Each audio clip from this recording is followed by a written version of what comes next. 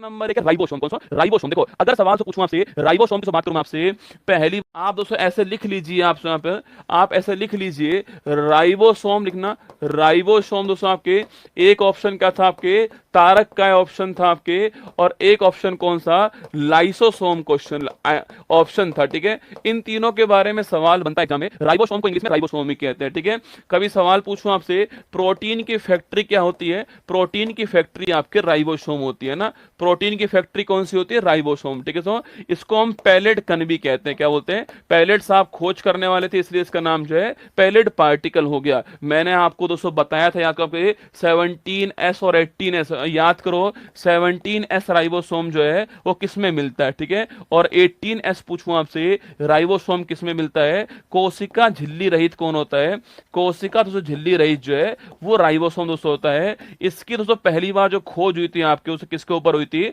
वो एंडोरेटिकुलम जो आपके अंतःपृष्ठीय जालिका है उसके ऊपर पहली बार खोज इसकी राइबोसोम की होती है ना। तारक का है पूछूं आपसे, इसी को साथियों क्या बोलते हैं, इसी को सेंट्रोसोम कहते हैं। सो इसी को सेंट्रोसोम कहते हैं, ये आपको नोट करना है। ठीक है, सो आप पूछूं आपसे इसकी सो आकृति कैसी होती है आपके, बेलनाकार दोस्तों इसकी आकृति होती है। सो बेलनाकार इसकी आकृति होती है। और अगर सवाल पूछूं आपसे तो इसका काम क्या है, सेल डिवीजन काम इसका होता है, कोशिका विभाजन जो है वो इसका तो काम होता है। और यह केवल साथियों से आपकी यह केवल जो है वो जंतु में मिलता है, पादप में नहीं मिलता है। सो यह पादप में नहीं मिलता है, प्लांट में नहीं मिलता है, केवल जंतु में मिलता है। आपको ध्यान रखना है किसके बारे में, सेंट्रोसोम के बारे में। ठीक है, मैंने पूछा आपसे 17 दोस्तों एस राइबोसोम किसमें मिलता है, प्रोकैरियोटिक जो कोशिका होती है उसमें मिलता है ना। 17S किसमें मिलता है, जो आपके केंद्रक विहीन जो कोशिका होती है, प्रोकैरियोटिक जो कोशिका होती है उसमें 17S मिलता है। और 18S किसमें मिलता है, जो यूकैरियोटिक कोशिका होती है उसमें आपके कौन सा मिलता है, 18S मिलता है। यह भी आपको नोट करना है। ठीक है, अगला क्वेश्चन पूछूं आपसे लाइसोसोम दोस्तों, इसको आप जानते हो, इसे हम क्या बोलते हैं, आत्मघाती थैली बोलते हैं।